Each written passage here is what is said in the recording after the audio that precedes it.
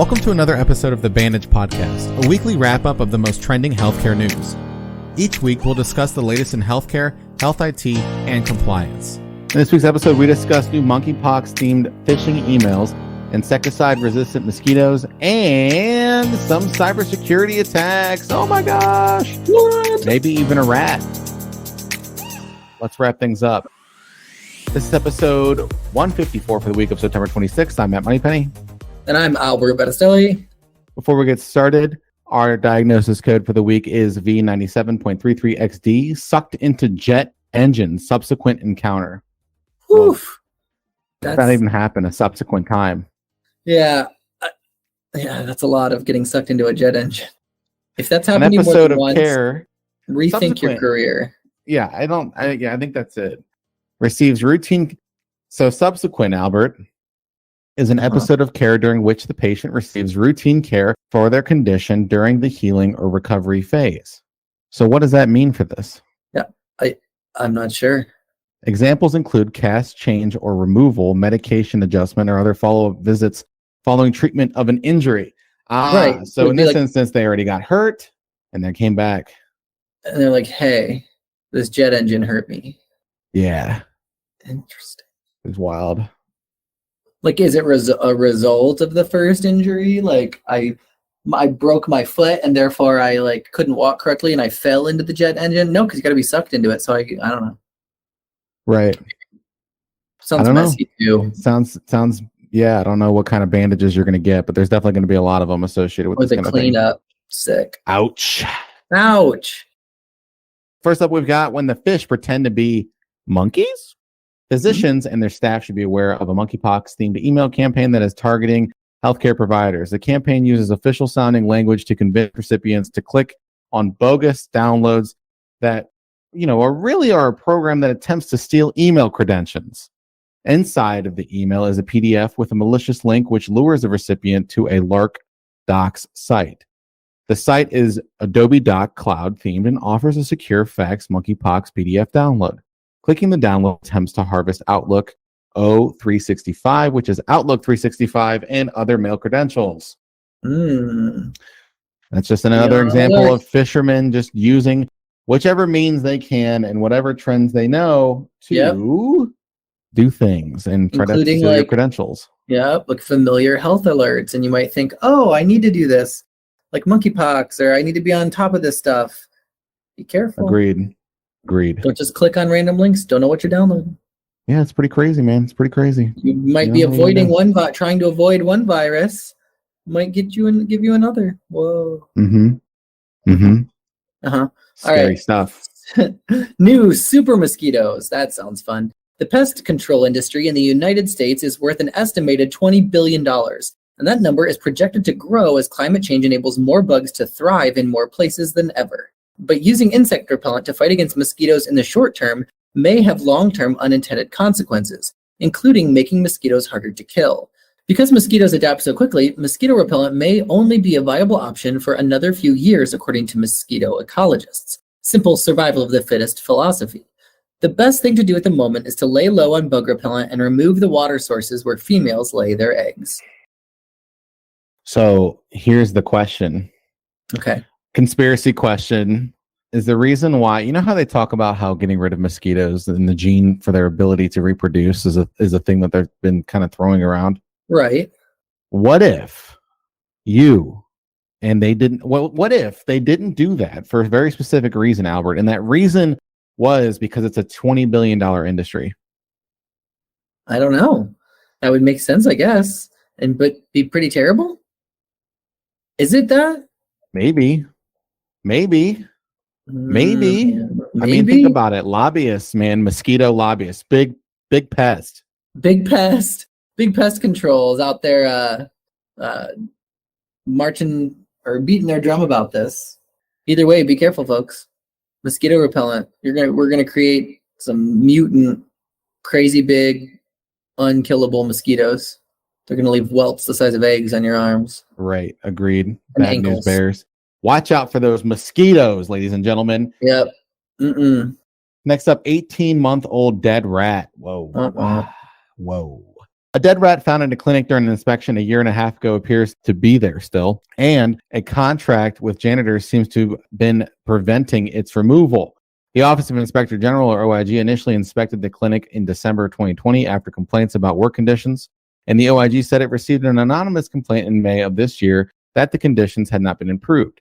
The new report contains the photo of a dead rat in the basement of the building in the original report.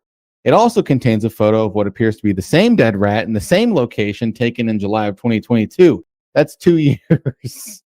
This is because the contracted janitorial vendor believes that the removal of dead rodents is outside of the scope of services. The local health department stated publicly that the scope of services for the janitorial contract has been revised to help resolve this issue.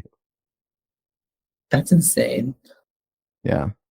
Imagine being the rat, though, and like finding this fame, but only when it's too late. Only because you died. Indeed. It's like this rat and the Ratatouille rat are like stars, but only because this one just has been sitting around for so long. That's just gross, first of all. Like, clean up your rat. Even if it's not in your contracted like list of duties, just probably wouldn't want to deal with the smell for that long, and like just pick it up and throw it away. I agree. The janitors are like, hey, you know what? It's not on our contract, so unless you pay us more money, we're not scooping it. Yeah. I feel like someone can just, feel like they put some things together and it's just, I don't know, man. I don't know. Yeah. I don't know. Dead rats are wild, but I feel like at a certain point the hospital can just be like, hey, we should take care of this. Right. Somebody walking by can be like, oh, look, there's a dead animal. Let's remove it from the premises. Agreed. I feel like that's a health code violation. Whatever. It's gross. It's wild. Anyways, but let's go into our next segment. BREACH, Breach Patrol.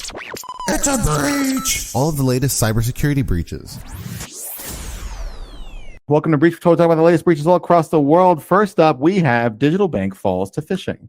Digital Bank Revolt suffered a breach that may have exposed the data of over 50,000 customers. The company notified the Lithuanian State Data Protection Inspectorate, or VDAI, about how a phishing incident accessed its database. The compromised data of over 50,000 customers includes names, addresses, and emails. Whoa. We got Digital some emails. bank. We got some addresses. Could be worse, but still not great. Okay. Shows you it can happen anywhere. Be on alert. Yeah, that happens. Phishing again, Albert. Just another example of phishing. What are you going to do? You know what I mean? Yeah. Gotta defend yourself. Gotta have something there. It's here. Good training in place to make sure that your people aren't clicking on stuff they shouldn't. All right. Sounds good, Yeah. Sounds good. All right, next up, multi-million settlement fund. Ambry Genetics reached a $12.25 million settlement to resolve a healthcare data breach lawsuit. The company suffered a breach in January 2020 that impacted 232,772 patients. A hacker gained access to an Ambry employee email account containing patient names, medical information, social security numbers, diagnosis information, health insurance information, and other sensitive information. The plaintiffs alleged that the breach was a direct result of Ambry's failure to implement reasonable cybersecurity measures to properly safeguard PHI. Ambry Genetics agreed to put $12.25 million into a settlement fund, which includes $2.25 million directed at credit monitoring and identity theft protection services. The settlement does not symbolize an admission of guilt by Ambry Genetics. So, good that they're giving money, good that they're trying to take care of it, but bad that it happened in the first place. Shouldn't have happened in the first place, but sometimes it does happen, especially in the healthcare side, because healthcare has, what do they have, Albert? PHI? Yes, they've got a lot of PHI. Bad news. Bad news.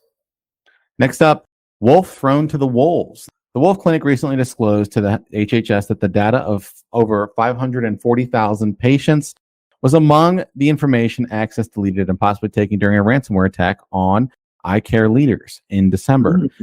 This is the Wolf Clinic's second slow notification over a ransomware incident within the last year. In June 2021, the provider informed 520,000 patients that their data was accessed and likely stolen during a ransomware attack that occurred more than 4 months after it was disclosed. That's, first of all, bad form happened twice in a year. Bad form that took that long 2 times now to notify people. Like, come on. You'd think after the first time you'd have it down. Agreed. Or throw a process into place that it would at least prevent you from taking forever to let people know. Yeah, who knows? You know what I mean? Yeah. Who knows? I think it's just an interesting little world we live in. It is an interesting little world for sure. What ends up happening in this instance is a clinic owns another clinic, and that clinic suffered a ransomware attack that then affected the PHI associated with the main clinic. Interesting. So it seems it's weird. Like, I feel like when you have protected health information, a lot of times you don't own it at all, and you don't even know how many organizations have access to it. Yeah. Which is scary. It's true. Anyways, that's it for this week's wrap up of your weekly healthcare news. I'm Matt Moneypenny. And I'm Albert Battistelli. We'll see you next week. Bye. Thank you for listening to the Bandage Podcast produced by eTactics.